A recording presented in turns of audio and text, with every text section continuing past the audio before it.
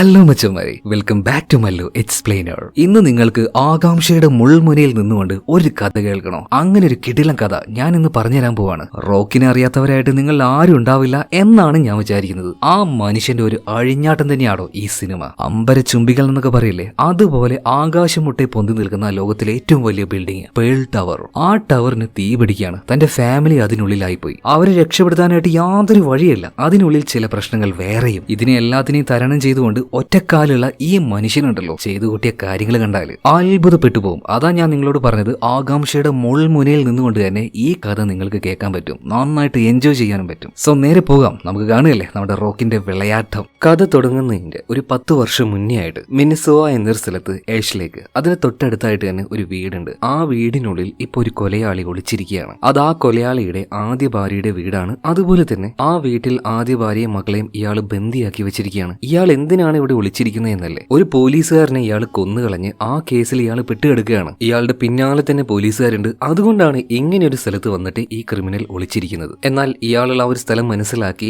FBI നിന്നും പോലീസുകാർ അയാളെ വിളിച്ച് അയാളുമായിട്ടൊരു സന്ധ്യ സംഭാഷണത്തിന് ഒരുങ്ങുന്നുണ്ട്. കാരണം ഇയാളുടെ പിടിയിലാണ് ഇയാളുടെ ഭാര്യയും കുഞ്ഞും. അയാളൊരു കൊലയാളിയാണെങ്കിലും ആ ഫാമിലി എന്ത് ചെയ്തിട്ടാ, അതുകൊണ്ടാണ് ഇയാളുമായിട്ടൊരു ഡീൽ ഉണ്ടാക്കാനായിട്ട് അവർ നോക്കുന്നത്. എന്നാൽ യാതൊരു രീതിയിലും പോലീസുകാരുമായിട്ട് സഹകരിക്കാൻ ഇയാൾ തയ്യാറായിരുന്നില്ല. അതുകൊണ്ട് തന്നെ അവിടെ ഒരു ഇമ്പോർട്ടന്റ് ആയിട്ടുള്ള, വളരെ സീക്രട്ട് ആയിട്ടുള്ള ഒരു മിഷൻ നടത്താൻ തന്നെ അവർ തീരുമാനിച്ചു. ഒരു കൂട്ടം കമാൻഡേഴ്സ് അങ്ങോട്ടേക്ക് പോവാണ്. ആ കൂട്ടത്തിൽ നമ്മുടെ കഥാനായകനായിട്ടുള്ള റോക്ക് ഉണ്ട് കേട്ടോ. സോ അവനടങ്ങുന്ന കുറച്ചധികം പോലീസുകാർ ഈ വീടിന്റെ ഒരു ഭാഗം തകർത്തുകൊണ്ട് വീടിന്റെ ഉള്ളിലേക്ക് കയറുകയാണ്. എല്ലാം ആയുധധാരികളായിട്ടുള്ള പോലീസുകാരാണ്. മറ്റൊരു വഴിയില്ലാന്ന് കണ്ട് ഈ മനുഷ്യൻ എന്താ ചെയ്തതെന്നറിയോ, ഇയാളുടെ കുട്ടിയെ കയ്യിലെടുത്ത് പോലീസുകാരെ ഭീഷണിപ്പെടുത്തുകയാണ്. മാത്രമല്ല പിന്നീട് പതിയെ പതിയെ സംസാരിച്ച് അയാളെ കൺവിൻസ് ചെയ്ത് ആ ഒരു കുട്ടി അയാൾ അവസാനം താഴെ വെച്ചു. എന്നാൽ അത് വലിയൊരു ട്രാപ്പായിരുന്നു. ട്രാപ്പ് മീൻസ് പിടിക്കപ്പെടുമെന്ന് മനസ്സിലായി കഴിഞ്ഞാൽ എല്ലാവരും കൂടെ ഒരുമിച്ച് തീരാനായിട്ട് അയാൾ നേരത്തെ തന്നെ ഇവിടെ ഒരു ബോംബ് സെറ്റ് ചെയ്തായിരുന്നു. ആ ഒരു കുട്ടിയെ താഴെ വെച്ചുപാടനെ ആ ബോംബിന്റെ റിമോട്ട് ഇയാളുടെ കയ്യിലുണ്ടായിരുന്നു. അത് പ്രസ് ചെയ്യാണ്. പിന്നീട് അവിടെ വലിയൊരു ബ്ലാസ്റ്റ് നടക്കുകയാണ്. ചില പോലീസുകാരെല്ലാം അതിൽപ്പെട്ട്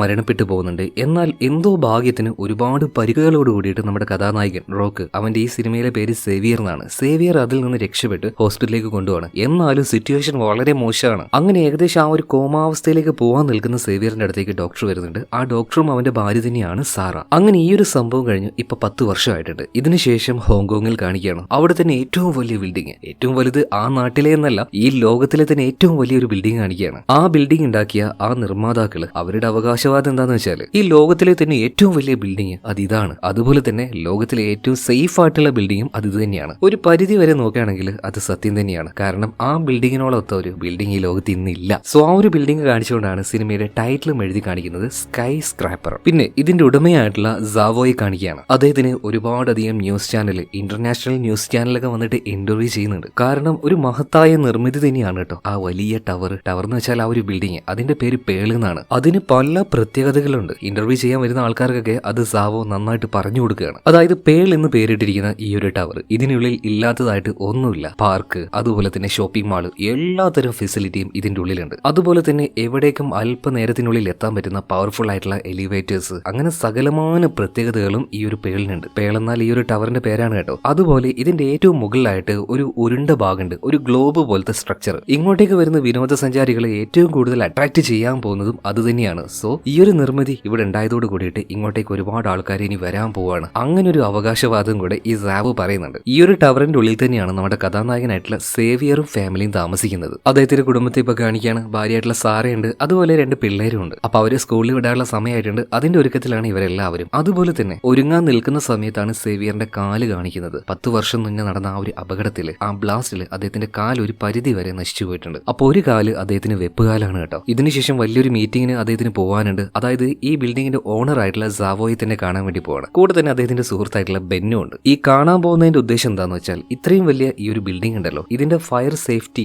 വിങ്ങിന്റെ മേധാവിയാണ് നമ്മുടെ കഥാനായകനായിട്ടുള്ള സേവിയർ. അതുകൊണ്ട് മറ്റാരേക്കാളും ഈ ഒരു ബിൽഡിങ്ങിനെ കുറിച്ച് നന്നായിട്ട് സേവിയറിനെ അറിയാം. അങ്ങനെ പുറത്തേക്ക് ഇറങ്ങാൻ നിൽക്കുമ്പോഴാണ് സാറയുടെ ഫോൺ എന്തോ കംപ്ലൈന്റ് ആയി എന്ന് പറയുന്നത്. അതെന്തോ പെട്ടെന്ന് തന്നെ നോക്കി സേവിയർ നന്നാക്കി കൊടുക്കുന്നുണ്ട്. ഇതിനുശേഷം അവർ പുറത്തേക്ക് ഇറങ്ങാണ്. അവന്റെ അടുത്തേക്ക് കൂട്ടുകാരനായിട്ടുള്ള ബെന്നും വരുന്നുണ്ട്. ഈ ബെന്നിന്റെ മുഖത്തിന്റെ ഒരു ഭാഗം കണ്ടോ പൊള്ളിക്കിടക്കുന്നത്, അതിന്റെ കാരണം 10 വർഷം മുന്നേ നടന്ന ആ ഒരു ബ്ലാസ്റ്റ് തന്നെയാണ്. അതായത് ഇവർ രണ്ടുപേരും ഒരുമിച്ച് ജോലി ചെയ്ത ആൾക്കാരാണ്. അങ്ങനെ പിള്ളേരെയും വിട്ട് ഇപ്പൊ നമ്മുടെ സേവിയർ അതുപോലെ തന്നെ ബെൻ രണ്ടുപേരും കൂടെ സാവോയെ കാണാനായിട്ട് ആ ബിൽഡിംഗിലേക്ക് പോകുന്നുണ്ട് കേട്ടോ. ആ ബിൽഡിംഗിൽ തന്നെ അവർ അതിന്റെ മറ്റൊരു സെക്ഷനിലേക്ക് പോവുകയാണ്. അങ്ങനെ ആ പോകുന്ന സമയത്ത് തന്നെ ആ ബിൽഡിംഗ് അതെന്താണെന്ന് കാണിക്കുന്നുണ്ട്. ശരിയെന്ന് പറഞ്ഞാൽ ബ്രഹ്മാണ്ഡമാണ് കേട്ടോ. ഒരു സ്വർഗം പോലെയുള്ള ഒരു നിർമ്മിതി, അതിന്റെ ഉൾഭാഗവും അതിന്റെ ബാക്കിയുള്ള സ്ട്രക്ചറും ഇതെല്ലാം അങ്ങനെയായിരുന്നു. എന്തൊരു മനോഹരാന്നറിയോ. അങ്ങനെ ലിഫ്റ്റിലൂടെ അവർ പോയി ഈ ബിൽഡിങ്ങിന്റെ 220ാമത്തെ ഫ്ലോറിൽ എത്തുന്നുണ്ട്. അവിടെ എത്തിയതിനു ശേഷം ഇതിന്റെ ഓണർ ആയിട്ടുള്ള സാവോ ഇവരുടെ അടുത്തേക്ക് വരികയാണ്. നമ്മുടെ ഈ ഒരു സേവിയർ ഉണ്ടല്ലോ, അദ്ദേഹത്തെയും അദ്ദേഹത്തിന്റെ ഫാമിലി നന്നായിട്ട് തന്നെ സാവോയ്ക്ക് അറിയാം. അതിന്റെ കാരണം ഇങ്ങോട്ടേക്ക് വന്ന ആദ്യത്തെ ഫാമിലി അവരാണ്. ഇതേ നേരം തന്നെ അങ്ങോട്ടേക്ക് 2 ആൾക്കാർ വരുന്നുണ്ട്. അതായത് ഈ സാവോയുടെ പേഴ്സണൽ സെക്യൂരിറ്റി ആയിട്ടുള്ള അജാനി, അതുപോലെ തന്നെ ഒരു ഇൻഷുറൻസ് ഏജന്റ് ആയിട്ടുള്ള മിസ്റ്റർ പിയേഴ്സൺ. അങ്ങനെ ഇവരെല്ലാവരും കൂടി ഇരുന്ന് ചില ചർച്ചകളൊക്കെ നടത്തുന്നുണ്ട്. അതായത് ഈ ബിൽഡിങ്ങിന്റെ സേഫ്റ്റി സെക്യൂരിറ്റിയെ കുറിച്ച്. ഈ ഒരു പ്ലാനും എല്ലാം ചെയ്തത് നമ്മുടെ സേവിയർ ആണ്. അങ്ങനെ അവന്റെ ആ ഒരു പ്ലാനിങ്, എന്തെങ്കിലും അപകടം സംഭവിച്ചാൽ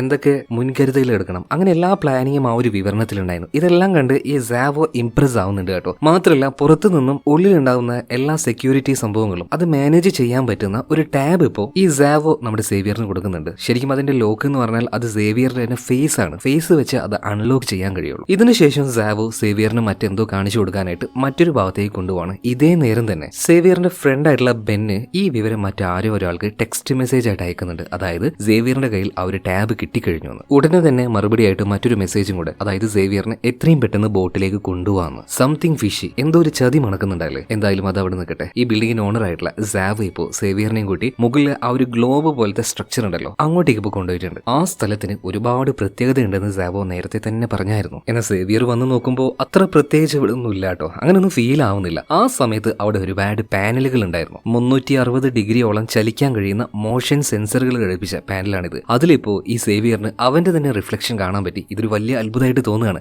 എന്നാൽ ലോകത്തിലെ തന്നെ ഇത് 8ാമത്തെ അത്ഭുതമായി മാറാൻ പോവാണ്. അതിന്റെ കാരണവും പറയുന്നുണ്ട്. ഈ ഒരു ഗ്ലോബ് പോലെയുള്ള ഈ ഒരു സ്ട്രക്ചർ ഉണ്ടല്ലോ, ഇതിന്റെ ഉൾഭാഗത്ത് 25,000-ഓളം HD LED ഡിസ്പ്ലേകൾ ഇവിടെ വെച്ചിട്ടുണ്ട്. എന്നാൽ നോക്കിയിട്ട് സേവിയറിന് അതൊന്നും കാണാൻ കഴിയുന്നില്ല. അതുപോലെ തന്നെ വേറെ എന്തൊക്കെയോ പ്രത്യേകതകളുള്ള ഒരുപാട് ക്യാമറയും ഈ ഒരു സെക്ഷനിലുണ്ട്. പിന്നീട് ഒന്നും തിരിയാതെ നിൽക്കുന്ന സേവിയറിന് എന്തുകൊണ്ടാണ് ഇതൊരു ലോകാത്ഭുതമായി മാറാൻ പോകുന്നത് എന്ന് ഇപ്പൊ സേവിയർ കാണിച്ചു കൊടുക്കുകയാണ്. സേവിയർ അല്ല, സാവോ കാണിച്ചു കൊടുക്കുകയാണ്. അദ്ദേഹത്തിന്റെ കയ്യിൽ ഒരു വാച്ച് ഉണ്ടായിരുന്നു. ആ വാച്ചിൽ തടവിയതോട് കൂടിയിട്ട് അവിടെയുള്ള ഇപ്പൊ ഒന്നും കാണാതാവുകയാണ്. അക്ഷരാർത്ഥത്തിൽ മറ്റൊരു ലോകത്തിൽ ഇവർ വന്ന് നിൽക്കുന്നത് പോലെ, അതായത് ഇത്രയും വലിയ ബിൽഡിങ്ങിന്റെ ഏറ്റവും ടോപ്പിൽ എയറിൽ നിൽക്കുന്നത് പോലെ സേവിയറിന് ഫീൽ ആവുകയാണ്. പേടിയുള്ളവര് അവിടെ തല കറങ്ങി വീഴും. അമ്മാതിരി ഒരു വിഷ്വൽ. അതേസമയത്ത് തന്നെ സാവോ പറയുന്നുണ്ട്, കണ്ടോ ഞാൻ പറഞ്ഞല്ലേ ലോകത്തിലെ അത്ഭുതമായി മാറും ഈ ഒരു ബിൽഡിംഗ് എന്ന്. ഇത് തന്നെയാണ് അതിന്റെ കാരണം. ശരിക്കും അതൊരു അത്ഭുതം തന്നെയായിരുന്നു. അവിടെ നിന്നാലേ അത് ഫീൽ ആവുള്ളൂ. അങ്ങനെ ആ ഒരു മീറ്റിംഗ് കഴിഞ്ഞു. ഇപ്പൊ ബെന്നും അതുപോലെ തന്നെ സേവിയറും കൂടെ ഒരു ബോട്ടിലൂടെ എങ്ങോട്ടോ പോയിക്കൊണ്ടിരിക്കുകയാണ്. അങ്ങനെ പോകുന്ന സമയത്ത് പഴയ ഓരോ കാര്യങ്ങളൊക്കെ സേവിയറിനോട് അങ്ങനെ സംസാരിച്ചുകൊണ്ടിരിക്കുകയാണ്. ഇതേ നേരം തന്നെ ബോട്ട് കരയിലേക്ക് ഏകദേശം എത്താനായിട്ടുണ്ട്.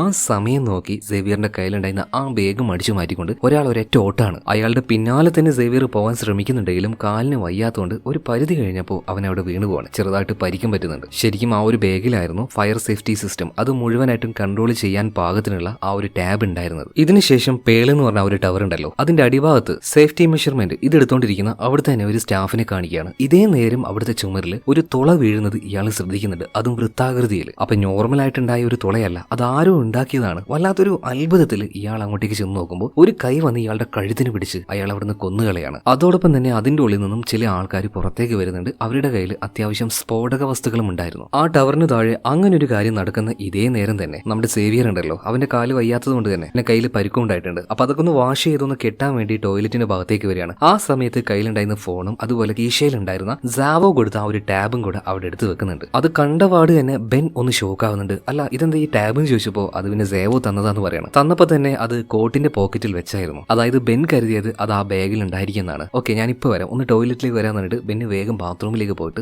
ആരോ ഒരാളോട് സംസാരിക്കുന്നുണ്ട്. അതായത് ആ ടാബ് അവന്റെ കീശയിൽ ഉണ്ടായിരുന്നു, ബാഗിൽ ടാബ് ഇല്ലായിരുന്നു എന്നുള്ള കാര്യം. അതുപോലെ ഒരു പബ്ലിക് ടോയ്ലറ്റിലല്ല ഇവരുള്ളത്, ഞാൻ പറഞ്ഞപ്പോൾ മാറിപ്പോയതാണ്. ബെന്നിന്റെ വീട്ടിലാണ് ഇവരിപ്പോൾ ഉള്ളത്. അപ്പൊ ബെന്ന് ബാത്റൂമിലേക്ക് പോയ സമയത്ത് നമ്മുടെ സേവിയർ ഭാര്യ ഒന്ന് വിളിക്കുന്നുണ്ട്. എന്തായി വീട്ടിലേക്ക് തിരിച്ചെത്തിയോ എന്നൊക്കെ ചോദിച്ചിട്ട്. ഇടയ്ക്കിടയ്ക്ക് അങ്ങനെ വിളിച്ചു നോക്കാനുള്ള കാര്യം എന്താ വെച്ചാൽ ഇളയ മകനായിട്ടുള്ള ഹെൻറി ഉണ്ടല്ലോ, അവന് ഈ ആസ്മയുടെ ചെറിയ പ്രശ്നമുണ്ട്. അതുകൊണ്ടാണ് സേവിയർ ഇടയ്ക്കിടയ്ക്ക് മകന്റെ കാര്യം ഇങ്ങനെ വിളിച്ചു ചോദിക്കുന്നത്. ഇപ്പൊ ഫോൺ എടുത്ത സാറയാണെങ്കിൽ ഞങ്ങളിതാ അപ്പാർട്ട്മെന്റിലേക്ക് പോവാന്ന് പറഞ്ഞിട്ട് ലിഫ്റ്റ് കയറി അവൾ അങ്ങനെ വരുന്ന സമയത്ത് മറ്റൊരു ലിഫ്റ്റിൽ നിന്നും വേറെ 2 ആൾക്കാർ ഇവിടുത്തെ സ്റ്റാഫിന്റെ യൂണിഫോം ഇട്ടുകൊണ്ട് ഇറങ്ങി വരുന്നത് അവൾ ശ്രദ്ധിക്കുന്നുണ്ട്. എന്നാൽ ഇതുവരെയായിട്ടും അവരെ കണ്ടിട്ടില്ല. അപ്പൊ നിങ്ങൾ ആരാണെന്നൊക്കെ ചോദിച്ചപ്പോൾ ഞങ്ങൾ ഇവിടെ ഇതിന് വന്നയാന്ന് പറഞ്ഞിട്ട് ഓരോന്ന് പറഞ്ഞ് അവരവിടുന്ന് വേഗം പോവുകയാണ്. ആ സമയത്ത് അവർ കൊണ്ടുപോയിരുന്ന ആ ഒരു ബാഗ് ഇപ്പൊ സാറ് ശ്രദ്ധിക്കുന്നുണ്ട്. അതിലെന്തോ സൈറൻ ആയിട്ട് എഴുതിയിട്ടുണ്ട്. ഇതിനുശേഷം ബെന്നിന്റെ വീട്ടിലുള്ള നമ്മുടെ സേവിയറിനെ കാണിക്കുകയാണ്. മുറിയെല്ലാം കെട്ടി ക്ലീൻ ചെയ്തതിനു ശേഷം എന്നാ പിന്നെ ഞാൻ പോട്ടെ എന്ന് പറഞ്ഞപ്പോൾ പെട്ടെന്ന് ബെന്നിന്റെ സ്വഭാവം മാറുകയാണ്. സേവിയറെ എനിക്ക് ഒറ്റ കാര്യം പറയാനുള്ളൂ, നിന്റെ കയ്യിലുള്ള ആ ഒരു ടാബ് എനിക്ക് വേണമെന്ന് പറഞ്ഞിട്ട് ഒരു ഗൺ എടുത്ത് അവന് നേരെ ചൂണ്ടുകയാണ്. ഒരു കാരണവശാലും സേവിയറിന് അത് വിട്ടുകൊടുക്കാൻ പറ്റില്ല. അത്രയും വലിയൊരു ബിൽഡിങ്ങിന്റെ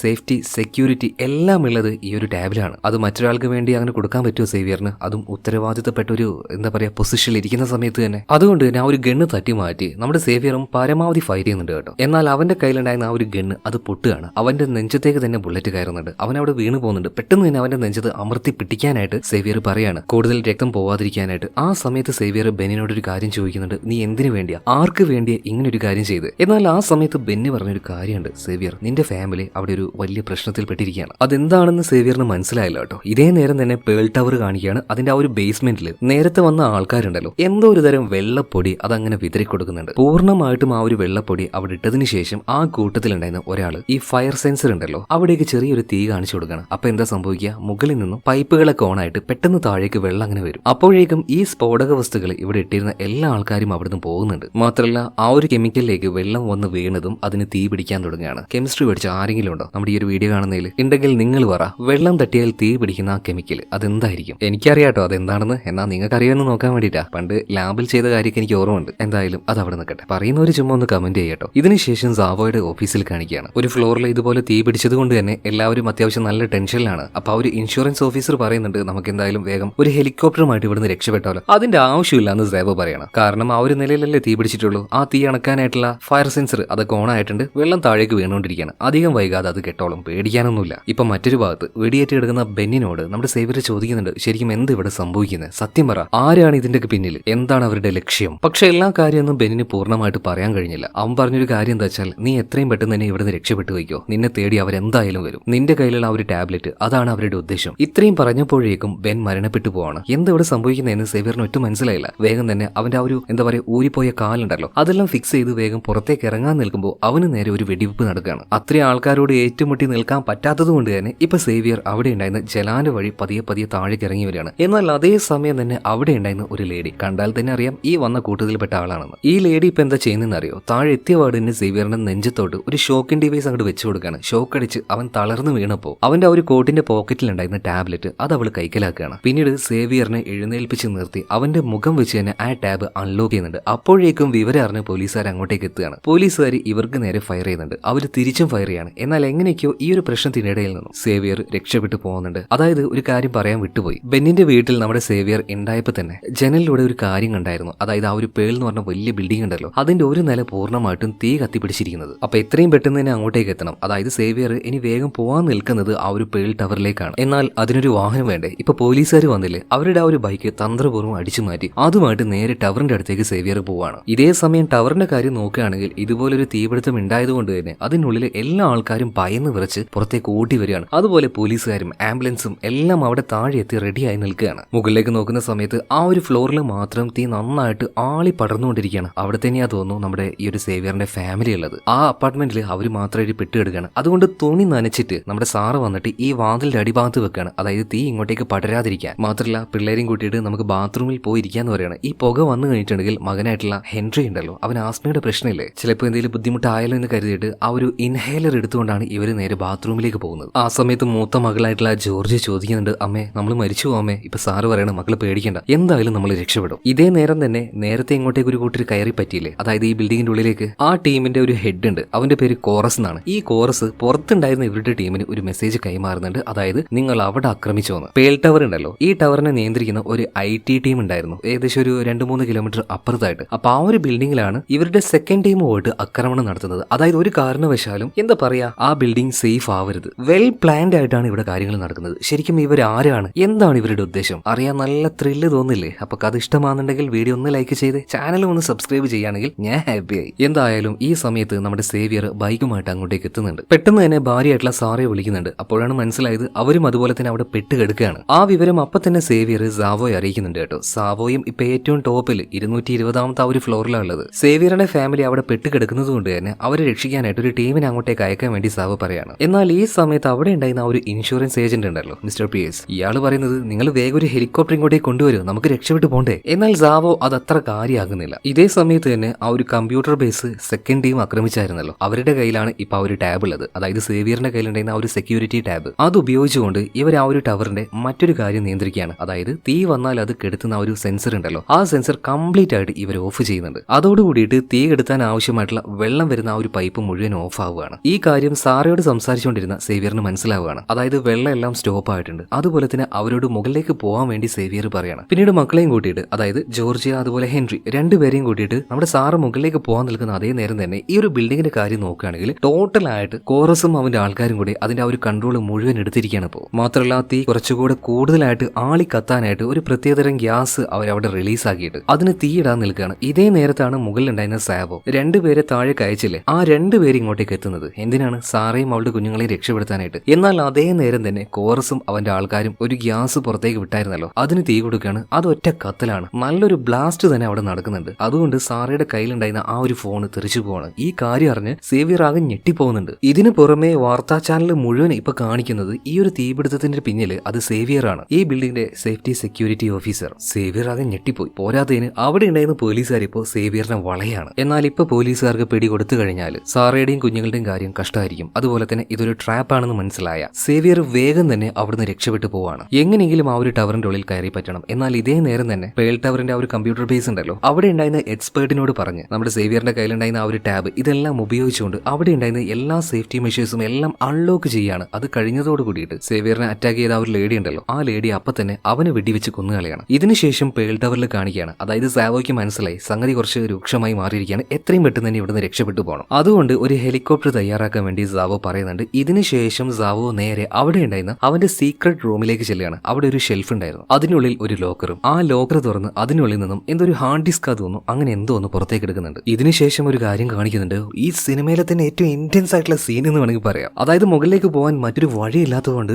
സേവിയർ എന്താ ചെയ്തതെന്ന് അറിയോ? കൺസ്ട്രക്ഷന്റെ ആവശ്യത്തിനായിട്ട് വലിയൊരു ക്രെയിനും അതിന്റെ സ്റ്റാൻഡും അവിടെ ഉണ്ടായിരുന്നു, ഏകദേശം ആ ഒരു ബിൽഡിങ്ങിന്റെ അതേ ഹൈറ്റിൽ തന്നെ. അത് പിടിച്ച് സേവിയർ അങ്ങനെ കയറുകയാണ്. ഒന്ന് പിടുത്തം വിട്ടാ താഴേക്ക് വീഴും. ഇത് കണ്ട് പോലീസുകാരാകെ ഞെട്ടിപ്പോണ്, ഇവനെന്താ ഭ്രാന്താണെന്ന് ചോദിക്കുകയാണ്. അതുപോലെ മുകളിലേക്ക് ഈ സേവിയർ കയറിപ്പോന്നതിന്റെ ആ ഒരു വിഷ്വല് അത് ലൈവായിട്ട് തന്നെ എല്ലാ TV ചാനലും കാണിക്കുന്നുണ്ട്. ഈ മനുഷ്യൻ കാര്യമായിട്ട് തന്നെ എന്തോ ചെയ്യാൻ പോവാണ്. താഴെണ്ടായിരുന്ന പോലീസുകാർ ലിഫ്റ്റ് വഴി മുകളിലേക്ക് വന്നിട്ട് അവനെ പിടിക്കാൻ നോക്കുമ്പോൾ ലിഫ്റ്റിലേക്ക് കയറാനുള്ള ആ ഒരു ഗേറ്റ് ഒക്കെ നേരത്തെ തന്നെ നമ്മുടെ സേവിയർ ക്ലോസ് ചെയ്തായിരുന്നു. എന്നാൽ അത് തകർത്തുകൊണ്ട് പോലീസുകാർ ഉള്ളിലേക്ക് വരാൻ നോക്കുന്നത് സേവിയർ കാണുന്നുണ്ട്. അതുകൊണ്ട് തന്നെ കുറച്ചധികം വേഗത്തിൽ അവനത് പിടിച്ച് കയറുകയാണ്. ഇത് കണ്ടുകൊണ്ട് നിൽക്കുന്ന നാട്ടുകാരുണ്ടല്ലോ, ഇവരൊക്കെ ആകെ പേടിച്ചാ നിൽക്കുന്നത്, ഈ മനുഷ്യൻ എന്ത് ധൈര്യത്തിലേക്ക് കയറി പോകുന്നത്. അങ്ങനെ അതിന്റെ ഏറ്റവും ടോപ്പിലെത്തിയ സമയത്ത് ഇനി കയറി പോകാൻ പറ്റില്ല, ഇനി പരന്നൊരു ഫ്ലോർ ആണ്. അതിലേക്ക് പോകാനായിട്ട് വേറൊരു വഴിയില്ലാത്തതുകൊണ്ട് സേവിയർ അതിന്റെ അടിയിലെ കമ്പിയിലേക്ക് ചാടി പിടിക്കുകയാണ്. അയ്യോ, കാല് ധരിച്ചു ആ ഒരു സീന് കാണുന്ന സമയത്ത്. പിന്നെ സേവിയർ താഴേക്ക് നോക്കുമ്പോണ്ടല്ലോ, എന്റെ മക്കളെ എത്ര താഴെയാണെന്നറിയോ, സോറി എത്ര മുകളിലാവനെന്നറിയോ. പിന്നീടുള്ള നിമിഷമാണ് ശരിക്കും അങ്ങനെ ശ്വാസം അങ്ങനെ പിടിച്ചു നിന്നു പോകും. ഓരോ കമ്പിയിലും പിടിച്ച് അവസാനം ആ ഒരു ഫ്ലോറിന്റെ മുകളിലേക്ക് കയറാൻ നിൽക്കുമ്പോൾ അവന്റെ കൈ അങ്ങ് വിട്ടുപോകും. ഇത് ലൈവായിട്ട് കാണുന്ന ആൾക്കാർ വരെ ഞെട്ടിപ്പോയി. കണ്ടോണ്ടെന്നാ ഞാനും ഞെട്ടിപ്പോയി കേട്ടോ. പിന്നീട് എങ്ങനെയൊക്കെയോ അതിന്റെ മുകളിലേക്ക് സേവിയർ വലിഞ്ഞ് കയറുന്നുണ്ട്. ഒരു കാര്യം ആലോചിക്കണം, ഒറ്റ കാലം വെച്ചാണ് ഈ മനുഷ്യൻ ഇതൊക്കെ ചെയ്തു കൂട്ടുന്നത്. അങ്ങനെ മുകളിലേക്ക് കയറി വന്ന് ആ ക്രെയിനിന്റെ ക്യാബിൻ സെക്ഷൻ ഉണ്ടല്ലോ, അങ്ങോട്ടേക്ക് വന്നിട്ട് ആ ഒരു ക്രെയിനെ പിന്നീട് ഈ സേവിയർ കൺട്രോൾ ചെയ്യാണ്. അതിന്റെ ആ ഒരു ചലിപ്പിക്കുന്ന ഭാഗം ഉണ്ടല്ലോ, അത് നേരെ ബിൽഡിങ്ങിന്റെ ആ ഒരു ഭാഗത്തേക്ക് കൊണ്ടുപോയി നിർത്തുകയാണ്. മിക്കവാറും ഇതുവഴി കയറി പോയിട്ട് ബിൽഡിങ്ങിന്റെ ഉള്ളിലേക്ക് കയറി ഫാമിലിയെ രക്ഷിക്കാനാ തോന്നുന്നു സേവിയറിന്റെ പദ്ധതി. ഇതേ നേരം തന്നെ മുകളിൽ ലിഫ്റ്റിലേക്ക് വന്ന പോലീസുകാർ അത് തുറക്കാൻ നോക്കുമ്പോൾ ആ ഭാഗവും നമ്മുടെ സേവിയർ നേരത്തെ ലോക്ക് ചെയ്തു വെച്ചിട്ടുണ്ട്. ഇവന്മാർ ഇതിന്റെ ഇടയിൽ കയറി വന്നാൽ ഒരു പ്ലാനിങ് നടക്കില്ല എന്ന് സേവിയറിന് മനസ്സിലായതുകൊണ്ടാണ് അവിടെ അങ്ങനെ ലോക്ക് ചെയ്തു വെച്ചത്. ഇതേ സമയത്ത് തന്നെ സാവോയുടെ സെക്യൂരിറ്റി ഹെഡ് ആയിട്ടുള്ള അജാനി ഇപ്പൊ സാവോയോട് ഒരു കാര്യം ചോദിക്കുന്നുണ്ട്. സാറേ, ഇതൊരു അപകടമല്ല, ഇത് ആരോ കരുതി കൂട്ടി ചെയ്തതാണ്. ആരാണ് ഇതിന്റെ പിന്നിൽ? എന്താണ് അവരുടെ ഉദ്ദേശം? സാവോയ്ക്ക് കാര്യം നേരത്തെ മനസ്സിലായിട്ടുണ്ട്. ഇതിന്റെ പിന്നിൽ അവനാണ് കോറസ്. അവന് വേണ്ടത് ഈ ഹാർഡ് ഡ്രൈവ് ആണ്. ഇതും പറഞ്ഞ കീശയിൽ നിന്നും അത് കാണിച്ചു കൊടുക്കുന്നുണ്ട്. ഇതേ നേരം സേവിയർ ആണെങ്കിൽ ആ ഒരു ക്രെയിൻ ഉണ്ടല്ലോ, അതിന്റെ ആ ഒരു ഹുക്ക് ഭാഗം അത് ആട്ടി ബിൽഡിങ്ങിന്റെ ഉള്ളിലേക്ക് കടത്തി അത് അവിടെ കൊളത്തി നിർത്തുകയാണ്. എന്നിട്ട് അത് വഴി അതിന്റെ ഉള്ളിലേക്ക് കയറാനായിരുന്നു സേവിയറുടെ പദ്ധതി. എന്നാൽ ആ നേരത്ത് അങ്ങോട്ടേക്ക് പോലീസുകാർ വരുന്നുണ്ട്. അവർ ആ ഒരു ലിഫ്റ്റിന്റെ ആ ഒരു ലോക്കെല്ലാം പൊളിച്ചായിരുന്നു. എന്നാൽ അപ്പൊ തന്നെ ക്രെയിനിന്റെ ആ ഒരു നീണ്ടു നിൽക്കുന്ന ഭാഗം ഉണ്ടല്ലോ, അതിന്റെ മുകളിലൂടെ പതിയെ പോകുന്നുണ്ട്. എന്നാൽ അപ്പോഴേക്കും നിർഭാഗ്യവശാൽ ആ ഹുക്ക് അവിടെ നിന്നും പൊട്ടി താഴേക്ക് തൂങ്ങാണ്. അപ്പോഴേക്കും പോലീസുകാർ രണ്ട് ഭാഗത്തുനിന്നും വളയാണ്. എത്രയും പെട്ടെന്ന് അവനോട് കീഴടക്കാൻ പറയാണ്. ഇവിടെ വെച്ച് വേറൊരു വഴിയില്ല കേട്ടോ. എന്റെ മക്കളെ, ഇതാണ് ഈ സിനിമയിലെ ഏറ്റവും ടോപ്പ് സീൻ എന്ന് പറയുന്നത്. വേറൊരു രക്ഷയില്ലാത്തതുകൊണ്ട് ആ ക്രെയിനിന്റെ മുകൾ ഭാഗത്തൂടെ അവൻ ഓടി വരികയാണ്. ഈ മനുഷ്യൻ എന്താ ചെയ്യാൻ പോകുന്നത്? ഒന്നുമില്ല, അതിന്റെ മുകളിൽ നിന്നും ബിൽഡിങ്ങിലേക്ക് എടുത്ത് ചാടാൻ വേണ്ടി പോകണം. അത്യാവശ്യം ഡിസ്റ്റൻസ് ഉണ്ട്. എന്നാലും മനസ്സിന്റെ കരുത്ത് ശരീരത്തിന്റെ കരുത്തും കൂടെ ഉണ്ട് കേട്ടാ. രണ്ടും കൂടി ആയപ്പോൾ എടുത്തങ്ങോട്ട് ചാടുകയാണ്. എന്നാൽ ബിൽഡിങ്ങിലേക്ക് എത്താൻ പറ്റുന്നില്ല. പിടുത്തം കിട്ടിയത് അതിന്റെ തുമ്പത്തുള്ള ഒരു കമ്പിയിലാണ്. പിടിച്ചങ്ങനെ നിൽക്കുകയാണ്. എന്നാൽ ഒരു വിധത്തിൽ ഉള്ളിലേക്ക് കയറുന്നുണ്ട്. ലൈവായിട്ട് ഇത് കാണുന്ന ആൾക്കാർ അവർക്കെല്ലാം ഇത് ഒരു സിനിമ കാണുന്നത് പോലെയായിരുന്നു. അത്രയും ആകാംക്ഷയോട് കൂടിയിട്ടാണ് ഇവരിത് കാണുന്നത്. അവൻ സേഫ് ആയിട്ട് അപ്പുറത്തേക്ക് ചാടി കഴിഞ്ഞപ്പോൾ ആൾക്കാർക്കൊക്കെ ആശ്വാസമാകുകയാണ്. ഇതേ നേരം തന്നെ സാറ രണ്ട് പിള്ളേര്, അതായത് ജോർജിയ ഹെൻറി രണ്ടുപേരെയും കൂട്ടിയിട്ട് പരമാവധി തീ പിടിച്ച ആ ഒരു ഫ്ലോറിൽ നിന്നും മുകളിലേക്ക് രക്ഷപ്പെടാൻ നോക്കുകയാണ്. അപ്പോൾ ഈ വലിയൊരു പേൾ എന്ന് പറഞ്ഞ ബിൽഡിംഗ് ഇല്ലേ, ഇതിന്റെ ഉള്ളിലായിട്ട് വലിയൊരു ഗാർഡൻ ഉണ്ട്. ശരിക്കും റിയലിസ്റ്റിക് ആയിട്ടുള്ള ഒരു ഫോറസ്റ്റ് പോലെയാണ്. അങ്ങനെ ആ ഗാർഡന്റെ ഉള്ളിൽ മുകളിലൂടെയാണ് ഇവര് മുകളിലേക്ക് പോകുന്നത്. എന്നാൽ ഒരു ഘട്ടത്തിൽ അവിടെയും തീ ആളി പടരുകയാണ്. അതുകൊണ്ട് തന്നെ അതിനുള്ളിലൂടെ അവർക്ക് അത്ര എളുപ്പത്തിൽ പോകാൻ കഴിയുന്നില്ല. ഇതേ സമയത്ത് തന്നെ സാവയ്ക്ക് മനസ്സിലായി ഇനി ഇവിടെ നിന്നിട്ട് കാര്യമില്ല, രക്ഷപ്പെട്ടു പോകണമെന്ന്. അതുകൊണ്ട് തന്നെ അദ്ദേഹത്തിന്റെ ആ ഒരു പേഴ്സണൽ സെക്യൂരിറ്റി ഗാർഡുകൾ ഇവരുടെ കൂടെ തന്നെ ഹെലികോപ്റ്റർ വന്ന ആ ഒരു സ്ഥലത്തേക്ക് പോകുന്ന സമയത്ത് സെക്യൂരിറ്റി ഹെഡ് ആയിട്ടുള്ള അജാനി പറയുന്നത്, സാറേ അതിലുള്ള ഒരു പൈലറ്റ് അത് നമ്മുടെ ആളല്ല. അത് മനസ്സിലാക്കി ഉടനെ തന്നെ ഇത്രയും നേരം ഇവരുടെ കൂടെ ഉണ്ടായിരുന്ന ആ ഒരു ഇൻഷുറൻസ് ഏജന്റ് ഉണ്ടല്ലോ മിസ്റ്റർ പീസ്, ഇയാളുടെ സ്വഭാവം മാറുകയാണ്. അതായത് ഇൻഷുറൻസുകാരനായിട്ടുള്ള ഈ പീസ് ഉണ്ടല്ലോ, ഇയാളും കോറസിന്റെ ഒരാൾ തന്നെയാണ്. പെട്ടെന്ന് തന്നെ അവർ ആ ഒരു ഗൺ പോയിന്റിൽ നിർത്തുന്ന അതേ സമയത്ത് തന്നെ കോറസും അവന്റെ ആൾക്കാരും ഇങ്ങോട്ടേക്ക് വരുന്നുണ്ട്. കൂടെയുള്ള എല്ലാവരെയും വെടിവെച്ചിട്ട് അവസാനം സാവോയെ കൈയോടെ പിടിക്കുകയാണ്. അവന്റെ കയ്യിൽ നിന്നും ആ ഒരു ഹാർഡ് ഡിസ്ക് ചോദിക്കുന്നുണ്ട്. മാത്രമല്ല അത് കയ്യിൽ കിട്ടിയ സമയത്ത് അവൻ പറയാണ്, നിന്നെ ഞാൻ കൊല്ലില്ല, നീ ഇവിടെ തന്നെ നിൽക്ക്, പക്ഷെ നിന്റെ ഹെലികോപ്റ്റർ അതെടുത്തോണ്ട് ഞാൻ ഇവിടുന്ന് പോകും. എന്നിട്ട് ഈ ബിൽഡിംഗ് കത്തുന്നത് നീ നേരിട്ട് കാണും. എന്നിട്ട് ഇതിനുള്ളിൽ വെച്ച് തന്നെ നീ കത്തിച്ചാരമാവണടാ, എന്നാലേ എന്റെ ദേഷ്യം ഒടുങ്ങുള്ളൂ. പിന്നീട് ആ ഹെലികോപ്റ്റർ വെച്ചിട്ട് ഈ കോറസ് അവിടുന്ന് പോകാൻ നിൽക്കുമ്പോൾ അജാനി ഒരു കാര്യം ചെയ്തു. ഇയാളുടെ കയ്യിലുണ്ടായിരുന്ന ഗണ്ണ് ഉപയോഗിച്ച് അടുത്ത പൈലറ്റ് ഉണ്ടല്ലോ ആ ഹെലികോപ്റ്ററിന്റെ ഉള്ളിൽ, അയാളെ വെടിവെക്കാണ്. അതുപോലെ തന്നെ അതിന്റെ ആ ഒരു ടാങ്കറിലേക്കും അവിടെ വെച്ച് തന്നെ ആ ഒരു ഹെലികോപ്റ്റർ ബ്ലാസ്റ്റ് ആയി ഇവരുടെ നേർക്ക് തെറിച്ചു വരികയാണ്. ഈ നേരം ഈ ഒരു കോറസിന്റെ ശ്രദ്ധ ഒന്ന് തെറ്റിപ്പോയല്ലോ. അയാളുടെ കയ്യിലുണ്ടായിരുന്ന ഹാർഡ് ഡിസ്ക് അത് പിടിച്ച് വലിച്ച് മേടിച്ച് സാബോ ഒരൊറ്റ ഓട്ടം ഇടുകയാണ്. ആ ഫ്ലോറിൽ അവന്റെ പ്രൈവറ്റ് ആയിട്ടുള്ള ഒരു റൂമുണ്ട്. ആ റൂമിനുള്ളിൽ കയറിയിട്ട് അത് ലോക്ക് ചെയ്യാണ്. പുറത്തുനിന്ന് അത് തുറക്കാൻ നോക്കുമ്പോൾ തുറക്കാൻ പറ്റുന്നില്ല കേട്ടോ. അതുകൊണ്ട് തന്നെ ഇവരുടെ സഹായമായിട്ടുള്ള പുറത്തുള്ള ആ ഒരു ലേഡി ഉണ്ടല്ലോ, അവരുടെ കയ്യിലുള്ള ആ ഒരു ടാബ് അതുവഴി അത് ഓപ്പൺ ആക്കാൻ പറയുമ്പോൾ നടക്കുന്നില്ല. കാരണം 220ാമത്തെ ഈ ഒരു ഫ്ലോർ ഉണ്ടല്ലോ അത് മുഴുവൻ കൺട്രോൾ ചെയ്യാൻ പറ്റിയ സാവോയ്ക്ക് മാത്രമാണ്. അതായത് ആ ഒരു ഹാർഡ് ഡിസ്ക് കിട്ടാൻ ഒരു രക്ഷയില്ല ഇപ്പോൾ. അതായത് ഈ ഡോറ് ഇവർക്ക് ഒരു കാരണവശാലും തുറക്കാൻ കഴിയില്ല. ആ നേരത്താണ് ഒരാൾ ഇതിനുള്ളിലേക്ക് കയറി പറ്റിയ വിവരം കോറസ് അറിയുന്നത്. മറ്റാരുമല്ല, സേവിയർ തന്നെ. സേവിയറിന് കിട്ടിയാൽ എങ്ങനെയെങ്കിലും ഈ ഒരു ഡോറ് തുറക്കാൻ പറ്റുമെന്ന് കോറസിന് അറിയായിരുന്നു. അതുകൊണ്ട് തന്നെ അവനെ പിടിക്കാൻ വേണ്ടി പറയാണ്. എന്നാൽ അതിനേക്കാൾ നല്ലത് എഫക്റ്റീവ് ആവുക അവന്റെ ഫാമിലി ഇവിടെ പെട്ടെടുക്കുന്നുണ്ടല്ലോ, അവരെ പിടിച്ചാലാണ്. അതുകൊണ്ട് തന്നെ സാറയും ജോർജിയ ഹെൻറി ഇവരെ മൂന്നുപേരെയും പിടിക്കാനായിട്ട് ഒരു ടീമിനെ അങ്ങോട്ടേക്ക് കോറസ് അയക്കാണ്. ഇതേ നേരം തന്നെ സേവിയർ അവന്റെ ആ ഒരു അപ്പാർട്ട്മെന്റിലേക്ക് വന്നിട്ടുണ്ട്. വന്ന പാട് തന്നെ മുറിയും കാര്യങ്ങളൊക്കെ അവിടെ ഇവിടെ ഒക്കെ ആയിരുന്നല്ലോ, അതെല്ലാം വെച്ച് കെട്ടി ഒന്ന് ഓക്കെ ആവുന്നുണ്ട്. അതുപോലെ കാലെല്ലാം ഇളകി പോയിട്ടുണ്ടായിരുന്നു, അതെല്ലാം നല്ല ഒന്നുകൂടെ സെറ്റാക്കി വെച്ച് ഒരു ഫൈറ്റിന് തന്നെ അവൻ ഒരുങ്ങുന്നുണ്ട്. പോകുന്നതിന് മുന്നേ ഒരു കോടാലിയും അവിടെ നിന്ന് എടുക്കുന്നുണ്ട്. മച്ചാന്റെ ആ ഒരു ആറ്റിറ്റ്യൂഡ് കണ്ടാൽ തന്നെ അറിയാം ഇനി ആരെന്റെ മുന്നിൽ വന്നാലും വെട്ടുവടാ ഞാൻ എന്ന ഭാവത്തിലാണ്. ഇതേ നേരം തന്നെ സാറ രണ്ട് പിള്ളേരുമായിട്ട് ആ ഒരു പാർക്കിൽ പെട്ടുകിടക്കുകയാണല്ലോ. ഇപ്പൊ നോക്കുമ്പോൾ ഒരു പാലം കാണുന്നുണ്ട്. ആ പാലം വഴി അപ്പുറത്തേക്ക് കടക്കാൻ നോക്കുമ്പോൾ ദാണ്ടെ വരുന്നു മിസ്റ്റർ പിയേഴ്സ്, അതായത് ആ ഒരു ഇൻഷുറൻസുകാരൻ. അയാൾ അപ്പൊ തന്നെ നമ്മുടെ സാറെ പിടിച്ചിട്ട് മര്യാദ കടങ്ങിയിരുന്നു, അല്ലെങ്കിൽ രണ്ടെണ്ണത്തിനും തട്ടിക്കളയെന്ന് പറയാണ്. ഇതേ നേരം തന്നെ കയ്യിലുണ്ടായിരുന്ന ഒരു കത്തിയെടുത്ത് ഇയാളുടെ കാലിനിട്ട് സാറ ഒരു കുത്തങ്ങോട്ട് കൊടുക്കുന്നുണ്ട്. അതേ നേരം തന്നെ ജോർജിയ ഹെൻറി രണ്ടുപേരോടും മുന്നോട്ടേക്ക് ഓടി രക്ഷപ്പെട്ടു എന്ന് പറയാണ്. പിള്ളേര് രണ്ടുപേരും അങ്ങനെ ആ ഒരു പാലത്തിലൂടെ ഓടി രക്ഷപ്പെടുമ്പോൾ ഇതൊരു പാർക്കാണല്ലോ, അവിടെ ഒരു മരം ഉണ്ടായിരുന്നു.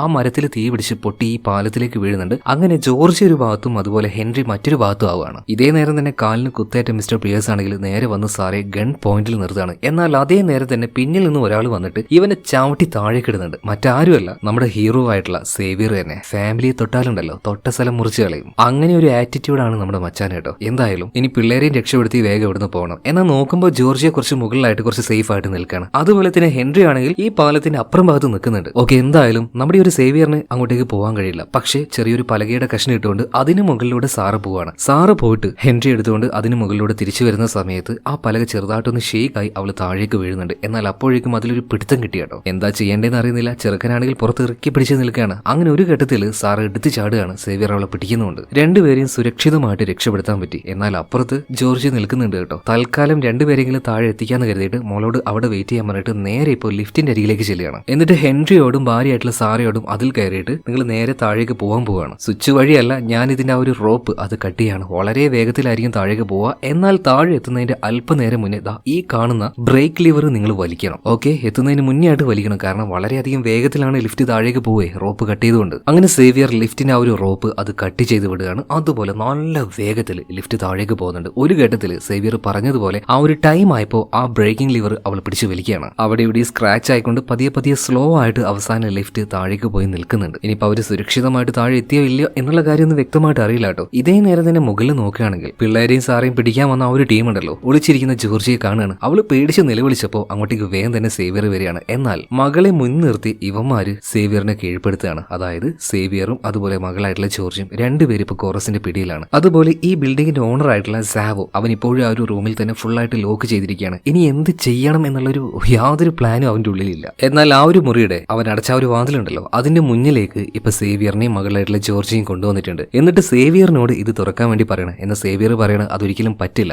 ഇതിൽ എനിക്ക് യാതൊരു ആക്സസും ഇല്ല എന്ന് പറയാണ്. എന്നാൽ നീ ഒരു ഡോറ് തുറന്നില്ലെങ്കിൽ നിന്റെ മകൾ ജോർജ് അവളെ മുകളിൽ നിന്നും താഴേക്കെടുത്ത് എറിയെന്ന് പറയാണ്. അതൊരു കരുണയില്ലാതെ ചെയ്യാവുമാര്. അക്കാര്യത്തിൽ കാര്യത്തിൽ സേവിയറിന് ഉറപ്പായിരുന്നു. അതുകൊണ്ട് തന്നെ എങ്ങനെയെങ്കിലും ഡോർ തുറന്നു കൊടുത്തേ മതിയാവുള്ളൂ. ഈ സമയത്ത് അവിടെ ഉണ്ടായിരുന്ന സ്ക്രീനിൽ ഒരു കാര്യം കാണുന്നുണ്ട്. താഴോട്ട് പോയ സാറയും മകനായിട്ടുള്ള ഹെൻറി രണ്ടുപേരും രക്ഷപ്പെട്ടു വിവരം ലൈവായിട്ട് തന്നെ സേവിയറിന് കാണാൻ പറ്റി. അതുകൊണ്ട് തന്നെ മനസ്സിന് ഒരു ആശ്വാസമായിട്ടുണ്ട് കേട്ടോ. മാത്രമല്ല ഇപ്പൊ ആ ഒരു വാതിൽ തുറക്കണം. അതിനുവേണ്ടി ഇതിന്റെ മുകൾ ഭാഗത്തായിട്ട് ഒരു ഇലക്ട്രിക്കൽ സിസ്റ്റം ഉണ്ട്. അതിനെ ഷോട്ട് ചെയ്താൽ മതി, അത് ഓപ്പൺ ആയിട്ട് വരും. അതിനുവേണ്ടി നേരെ അങ്ങോട്ടേക്ക് നമ്മുടെ ഈ ഒരു സേവിയർ പോവാണ്. എന്നാൽ അത് അത്ര എളുപ്പമല്ല. അങ്ങോട്ടേക്ക് കയറി ചെല്ലണമെങ്കിൽ ഈ ബിൽഡിങ്ങിന്റെ പുറം ഭാഗത്തൂടെ വേണം പോകാനായിട്ട്. ഇതേ സമയം താഴെ സാറ് രക്ഷപ്പെട്ടു വന്നല്ലോ. അവള് നേരെ പോലീസുകാരോട് പോയിട്ട് കാര്യങ്ങളൊക്കെ പറയാണ്. അതായത് ഇവിടെ നടന്ന അപകടത്തിന്റെ പിന്നിൽ നിങ്ങളുടെ ഭർത്താവാണോ സേവിയർ ആണോ എന്നൊക്കെ ചോദിക്കുമ്പോൾ അവൾ അല്ലാന്ന് പറയാണ്. എന്നാൽ പോലീസുകാരെ ഈ കാര്യം വിശ്വസിക്കുന്നില്ല കേട്ടോ. പിന്നീട് കുറെ പേരുടെ ഫോട്ടോ കാണിച്ചു കൊടുക്കുന്നുണ്ട്. ഈ കൂട്ടത്തിൽ ആരെങ്കിലും ഒരാളെ അവിടെ വെച്ച് കണ്ടിട്ടുണ്ടോ എന്ന് ചോദിക്കുകയാണ്. ആ കൂട്ടത്തിൽ കോറസിന്റെ ഫോട്ടോ ഉണ്ടായിരുന്നു. കോറസിനെ അവൾ ഐഡന്റിഫൈ ചെയ്തു. ഓ ഇവനായിരുന്നല്ലേ, ഇവനൊരു ഇന്റർനാഷണൽ ക്രിമിനലാണ്, പല രാജ്യങ്ങളും ഇവനെ തേടിക്കൊണ്ടിരിക്കുകയാണ്. പക്ഷേ സേവിയറും ആ ഒരു കൂട്ടത്തിൽ ഉണ്ടോ എന്നാണ് പോലീസുകാർ സംശയിക്കുന്നത് കേട്ടോ. സാറ് പറയുന്ന എല്ലാ കാര്യമൊന്നും അവരിപ്പോ നിലവിൽ വിശ്വസിച്ചിട്ടില്ല. ഇപ്പോഴും പോലീസുകാർ വിശ്വസിക്കുന്നത് ഇതിൽ പ്രധാനിയായിട്ടുള്ള ആള് അത് സേവിയർ തന്നെയാണെന്നാ. ഇതേ സമയത്ത് സേവിയർ ആണെങ്കിലോ മേലെയുള്ള ഒരു വയർ അത് ഷോർട്ട് സർക്യൂട്ട് ചെയ്യാൻ വേണ്ടി പുറത്തൂടെ പോയിക്കൊണ്ടിരിക്കുകയാണ് കേട്ടോ. ഈ കാര്യങ്ങൾ ലൈവായിട്ട് എല്ലാവരും കാണുകയാണ്. ഒന്ന് ആലോചിച്ച് നോക്കിയേ, ഇത്രയും വലിയൊരു ബിൽഡിംഗ്, അതിന്റെ ആ ഒരു ടോപ്പ്, അതിന്റെ ചെറിയൊരു ഫ്രെയിമിലൂടെ ആ ഒരു കണ്ണാടിയിൽ കൈവച്ച് പതിയെ അവൻ പോയിക്കൊണ്ടിരിക്കുകയാണ്. കയ്യിലൊരു കയറുണ്ട്. അങ്ങനെ ഒരു ഘട്ടത്തിൽ അവിടെ ഉണ്ടായിരുന്ന ചെറിയൊരു കമ്പിയിൽ ആ ഒരു കയറ് കെട്ടി, ആ കയർ ദേഹത്തും കെട്ടി പതിയെ താഴേക്ക് ഇറങ്ങാണ്. എന്നിട്ട് അവിടെ കറങ്ങിക്കൊണ്ടിരിക്കുന്ന ചെറിയൊരു ഫാൻ ഉണ്ട്. അതിന്റെ ആ ഒരു റൊട്ടേഷന്റെ സ്പീഡ് മനസ്സിലാക്കിയിട്ട് അതിന്റെ ആ ഒരു ലീഫ് വരാത്ത ആ ഒരു സമയം നോക്കി അതിനുള്ളിലേക്ക് അവനങ്ങ് എടുത്ത് ചാടുകയാണ്. മാത്രമല്ല അതിന്റെ ഉള്ളിലുണ്ടായിരുന്ന കുറെ അധികം വയറുകൾ അവൻ മുറിച്ച് കളയുന്നുണ്ട്. അതുകൊണ്ട് തന്നെ അവിടെ ഷോർട്ട് സർക്യൂട്ട് ആവുകയാണ്. ഫാനിന്റെ വേഗത അത് ഇത്തിരി കൂടാൻ തുടങ്ങി. അതുകൊണ്ട് തന്നെ അതിനുള്ളിൽ നിന്ന് പുറത്തേക്ക് ചാടി ഇറങ്ങുന്നുണ്ട്. കൂടെ തന്നെ കയറുണ്ട് കേട്ടാ. അങ്ങനെ വേഗത്തിൽ കറങ്ങിയ ആ ഒരു ഫാന് അത് പൊട്ടിത്തെറിക്കുകയാണ്. താഴെ ഉണ്ടാകുന്ന ആ ഒരു ഡോർ അത് പതിയെ തുറന്നു വരുന്നുണ്ട്. എന്നാൽ ഇപ്പോൾ ഉണ്ടല്ലോ കോറസ് ആ ഒരു ഫാനിന്റെ ഉള്ളിൽ നിന്ന് ചാടി ഇറങ്ങിയപ്പോൾ ആ ഒരു കയറ് അവന്റെ കാലിൽ കുടുങ്ങിപ്പോയി. കയ്യിൽ പിടുത്തം കിട്ടിയില്ല. അവൻ അങ്ങനെ തല കീഴായിട്ട് അത്രയും വലിയ ബിൽഡിങ്ങിൽ അങ്ങനെ കിടക്കുകയാണ്. ഇത് കണ്ടു നിൽക്കുന്ന ആൾക്കാർക്കൊന്നും ശ്വാസം വിടാൻ കഴിയുന്നില്ല.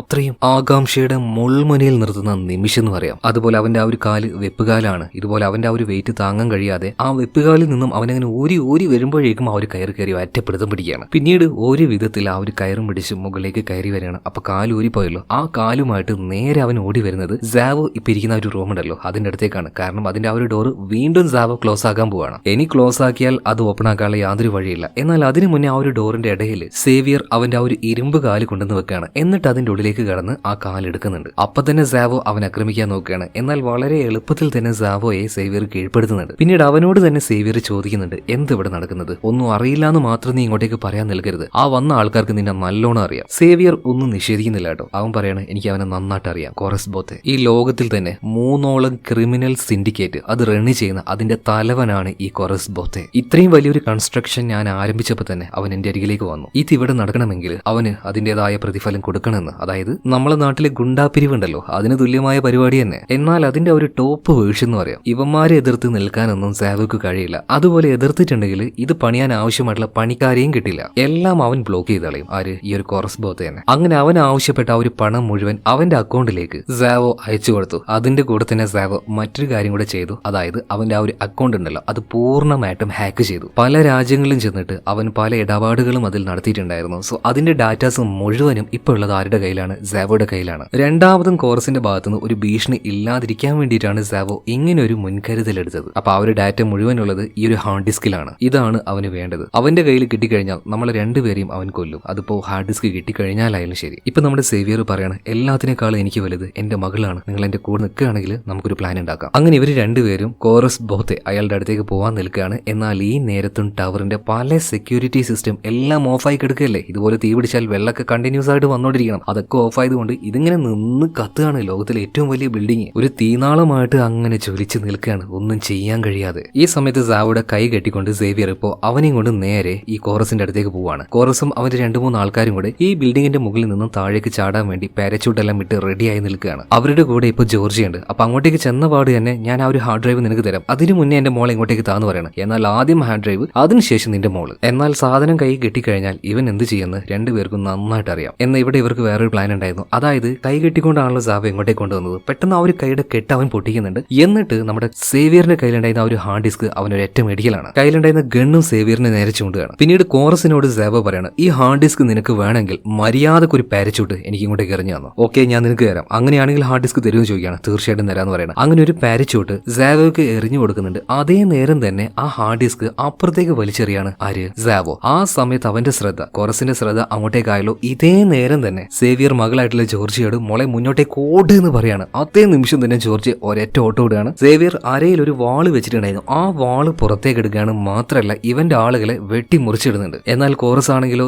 സാവോയുടെ പിന്നാലെ തന്നെ പോവുകയും ചെയ്യാണ്. അതിന്റെ കൂടെ തന്നെ ഈ സാവോ ഒരു കാര്യം ചെയ്യുന്നുണ്ട്. ഇവന്റെ കയ്യിലുണ്ടായിരുന്ന ആ ഒരു വാച്ച് ഉണ്ടല്ലോ അതിൽ ഓൺ ആക്കുകയാണ്. അതോടുകൂടി അവിടെ ഉണ്ടായിരുന്ന എല്ലാ മിറേഴ്സും ആക്റ്റീവ് ആകുന്നുണ്ട്. എല്ലാം അങ്ങനെ 360 ഡിഗ്രിയിൽ ചുറ്റാൻ തുടങ്ങുകയാണ് കേട്ടോ. അതിൽ ഇവർക്ക് കാണാൻ കഴിയുന്നത് ഇവരുടെ തന്നെ പ്രതിബിംബമാണ്. അതായത് ഇവരുടെ മുന്നിൽ നിൽക്കുന്ന ആള് അത് ഒറിജിനൽ ആണോ അല്ലെങ്കിൽ കണ്ണാടിയുടെ പ്രതിബിംബമാണോ എന്ന് ഇവർക്ക് മനസ്സിലാക്കാൻ കഴിയില്ല. ഞാൻ പറഞ്ഞ പോലെ ശരിക്കുള്ള ഒരു മിറർ വേൾഡ് പോലെ ആയിട്ടുണ്ട്. കൺഫ്യൂസിംഗ് ആണ്. എങ്ങോട്ടേക്ക് വെടിവെക്കണം, എങ്ങോട്ട് പോയി പിടിക്കണം എന്നൊന്നും തിരിയുന്നില്ല. അങ്ങനെ ലക്ഷ്യബോധം ഇല്ലാതെ അങ്ങോട്ടും ഇങ്ങോട്ട് ഫയർ ചെയ്യുന്നുണ്ട് കേട്ടോ. അതുകൊണ്ട് പലതവണയും വെടിവെക്കുന്ന ഒരു ബുള്ളറ്റ് പോയി കയറുന്നത് ഇതുപോലെ ചില്ലിലേക്കാണ്. അതായത് ഒന്നും ലക്ഷ്യസ്ഥാനത്തിൽ തട്ടുന്നില്ല. മാത്രമല്ല സേവിയറിന്റെ കാര്യം നോക്കുകയാണെങ്കിൽ അവനിപ്പോ എവിടെയാണ് ജോർജി എന്ന് മനസ്സിലാക്കാൻ കഴിയുന്നില്ല. സത്യം പറഞ്ഞാൽ നമ്മുടെ വില്ലനും നായകനും ഒരുപോലെ അതിന്റെ ഉള്ളിൽ പെട്ടുകിടക്കുന്ന അവസ്ഥയാണ്. ഇതേ നേരം തന്നെ സാറ് ചില സംശയങ്ങൾ തോന്നിയിട്ട് പോലീസുകാരെയും കൂട്ടി നേരെ ഇവരുടെ ആ ഒരു സെക്കൻഡ് ടീം ഒരു സ്ഥലത്തുണ്ടല്ലോ അങ്ങോട്ടേക്ക് പോവാണ്. ആ ഒരു ടീമിനെ പോലീസുകാർ കണ്ട് അവരാക്രമിക്കുകയാണ്. ഇപ്പോ ആ ഒരു വലിയ ടവറിന്റെ മുകളിലേക്ക് നോക്കുകയാണെങ്കിൽ ഫൈറ്റ് അങ്ങനെ നടക്കുന്നുണ്ട്. ഒരു ഘട്ടത്തിൽ സാവോ എറിഞ്ഞു കഴിഞ്ഞ ആ ഒരു ഹാർഡ് ഡിസ്ക് ഉണ്ടല്ലോ അതിപ്പോ നമ്മുടെ സേവിയറിന്റെ കയ്യിൽ കിട്ടുകയാണ്. ആ ഒരു ഹാർഡ് ഡിസ്ക് അവൻ എടുത്ത് നിൽക്കുന്ന അതേ നിമിഷം തന്നെ ഈ കോറസിന്റെ ഒരാൾ അവനെ ഷൂട്ട് ചെയ്യാൻ നിൽക്കുമ്പോൾ അതിൽ നിന്നും സേവിയറെ രക്ഷപ്പെടുത്തുന്നത്